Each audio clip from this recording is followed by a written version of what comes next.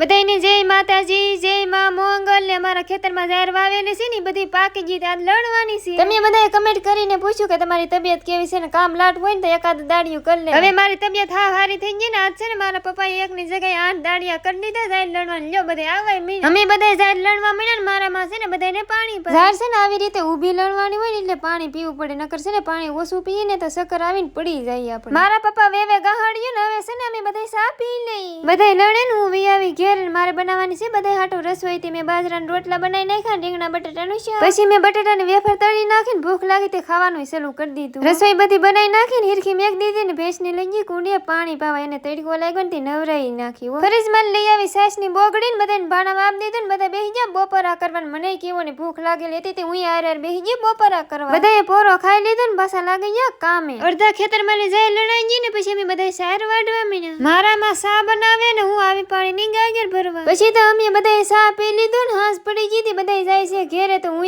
હવે ઘેરે જાઉં। ઘેરે આવ્યા ને તરત જાવું પડ્યું, ખેતરમાં થઈ ગયા વાદળ। અમે જાય લણેલ છે ને કહડા બધા એમને ખેતરમાં પડે ને એમાં વરસાદ કેવા આવે ને એનું નક્કી જ ન હોય। હારું લ્યો અમે બાપ દીકરી છે ને કહડાને ઢીગલો કરીને ઢાંકી દઈને તમને બધાને જય માતાજી।